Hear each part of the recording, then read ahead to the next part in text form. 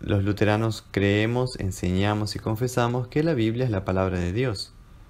Por lo tanto, la Biblia es regla y norma de la verdad en la Iglesia cristiana. Es decir, por ser la única revelación autorizada de Dios, por eso la Biblia es la única fuente de la verdad divina.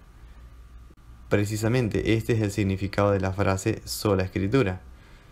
Solamente la revelación de Dios, y especialmente el Nuevo Testamento, cuando se habla o se predica de Cristo como Mesías y Dios, muerto y resucitado por nosotros, solamente esta revelación de Dios es para nuestra salvación. Por lo tanto, todo lo que se diga de Cristo, aparte de las escrituras proféticas, tanto del Antiguo como del Nuevo Testamento, es decir, sin relación o sin estar de acuerdo con el canon de la Biblia, por lo tanto no es bíblico para nosotros ese testimonio de Cristo. Tampoco es teología cristiana. Y tampoco está de acuerdo con nuestra fe cristiana y apostólica. Y por eso debe rechazarse y condenarse como herejía.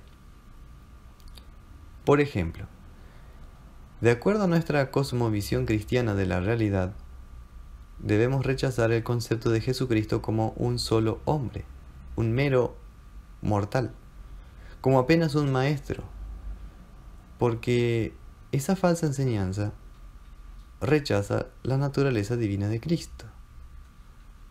También, por ejemplo, debemos negar y condenar el panteísmo religioso del movimiento de la nueva era, que ya está infiltrado en la Iglesia, porque nos invita a creer la mentira de que todo es Dios: la tierra, el agua, el mar, el ser humano, los peces, la selva del Amazonas. Todo es Dios y en todos se revela una parte de Dios. Así se confunde y se mezcla al Creador con la creación, el Creador con la criatura, y se pierde la correcta relación entre Dios y el ser humano, porque ambos pierden su esencia propia y se los mezcla en un solo cambalache todo manoseado, como dice el autor del tango Cambalache, Enrico Santos Discépolo, en el tango Cambalache.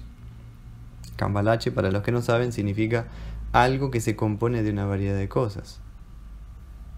Y lamentablemente, hoy en el mundo, se intenta arrastrar con mucha fuerza a la Iglesia en esa dirección.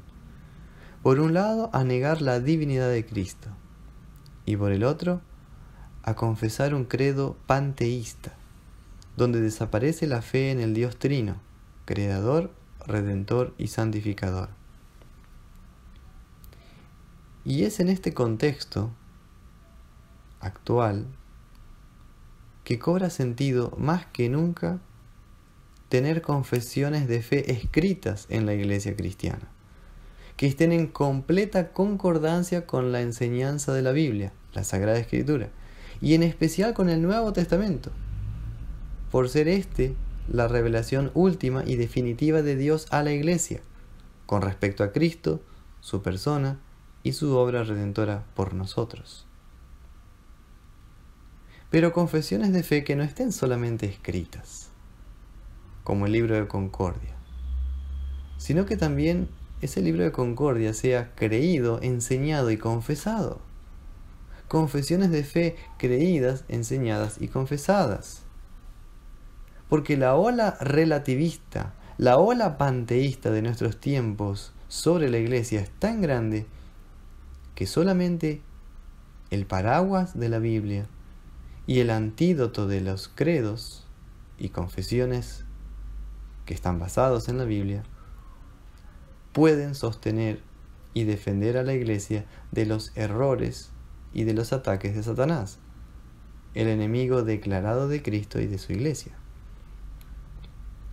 Esta situación actual en el mundo nos permite comprender, como cristianos luteranos, la importancia que tiene para la Iglesia el poseer tanto la Biblia enseñada en forma de ley y de evangelio, como también el hecho de contar con las confesiones luteranas, el libro de Concordia del año 1580. en estos tiempos de completo relativismo moral, cultural y también espiritual, nuestra relación con la Biblia y con las confesiones de fe históricas de la Iglesia importa mucho y es esencial para mantener y defender nuestra identidad como cristianos luteranos. Es decir, la identidad cristiana luterana es necesariamente una identidad confesional. Por ejemplo, cuando Cristo vio que sus discípulos comenzaron a abandonarlo, Él les preguntó a los 12 apóstoles: ¿queréis acaso iros también vosotros? Le respondió Simón Pedro: Señor, ¿a quién iremos? Tú tienes palabras de vida eterna. Y nosotros hemos creído y conocemos que tú eres el Cristo, el Hijo del Dios viviente. Juan 6, versículos 67 y 68. Y también, una vez que Jesús ascendió al cielo, San Pedro enseñó a la gente: este Jesús es la piedra reprobada por vosotros, los edificadores, la cual ha venido a ser cabeza del ángulo. Y en ningún otro hay salvación, porque no hay otro nombre bajo el cielo dado a los hombres en que podamos ser salvos. Hechos 4, versículos 11 y 12. Y también enseña San Pedro en otra parte: es necesario obedecer a Dios antes que a los hombres. El Dios de nuestros padres levantó a Jesús, a quien vosotros matasteis colgándole en un madero. A este Dios ha exaltado con su diestra, por príncipe y salvador, para dar a Israel arrepentimiento y perdón de pecados. Y nosotros somos testigos suyos de estas cosas, y también el Espíritu Santo, el cual ha dado Dios a los que le obedecen. Hechos 5, versículo 29 al 32. Por eso, ser un cristiano luterano confesional hoy día, y más que nunca, significa que el cristiano luterano confesional es una persona que está muy relacionada con el hecho de hacer una confesión de fe, como dice en Romanos 10, 9 al 10. O lo que es lo mismo, decir: esto es ciertamente la verdad y esto otro es mentira, es una herejía. Por eso, la iglesia luterana es una iglesia confesional. Pero, ¿qué significa esto? Quiere decir que en la iglesia evangélica luterana tenemos la Biblia como norma normans, la norma que comanda. Y también tenemos las confesiones de fe, como padrones o libros simbólicos que expresan fielmente la doctrina bíblica, la norma normata, la norma normatizada. Los tiempos que vivimos exigen de nosotros, tanto cristianos bautizados como pastores, en creer, enseñar y confesar la fe. Y hacer esto significa en la práctica seguir determinados libros, que en nuestro caso es la Biblia, especialmente el Nuevo Testamento, con respecto a Cristo y la vida de la iglesia. Y también seguir las confesiones de fe escritas, como el Credo Apostólico o el Catecismo Menor o la Confesión de Habsburgo. Por ejemplo, cuando llegue el momento y nos pregunten sobre nuestra fe en Jesucristo, vamos a decir junto con San Pedro que Jesús es el Cristo, el Hijo del Dios viviente. Juan 6, 69. Y vamos a decir también junto con San Pablo: Jesucristo es el Señor. Filipenses 2:11. Y además diremos junto con toda la iglesia cristiana y apostólica de todos los tiempos: creo en Dios Padre Todopoderoso, Creador del cielo y de la tierra, y en Jesucristo, su único Hijo, nuestro Señor, como dice el Credo Apostólico. Y también Creo que este Jesucristo es Dios de Dios, luz de luz, verdadero Dios de verdadero Dios, engendrado y no hecho, consubstancial al Padre. Y creo en el Espíritu Santo, Señor y dador de vida, que procede del Padre y del Hijo, que con el Padre y el Hijo juntamente es adorado y glorificado. El credo niceno. Y también con el credo de Atanasio. Esta es la verdadera fe cristiana. La verdadera fe cristiana. Que si alguno no la guardare firme y fielmente, no podrá ser salvo. Así que la autoridad exclusiva de la Escritura en materia de fe cristiana, sola Escritura, norma normans, y la autoridad de los credos de la Iglesia, norma normata, los cuales están fundamentados en la Escritura divina, esta autoridad está estrechamente vinculada. Porque los credos son la expresión viva de cómo la Iglesia entendió e interpretó la palabra de Dios a lo largo de su historia. Es decir, los credos son la respuesta de la Iglesia a la palabra de Dios. La respuesta correcta frente a la palabra de Dios.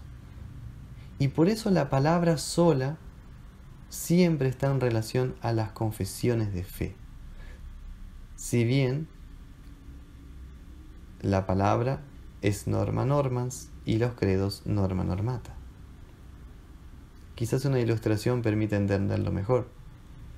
Si la Biblia es como el relámpago que con su luz solo Él ilumina el cielo, la confesión de fe o el credo de la Iglesia es como el trueno que sigue al relámpago y que confiesa en el mundo esa luz que es Cristo.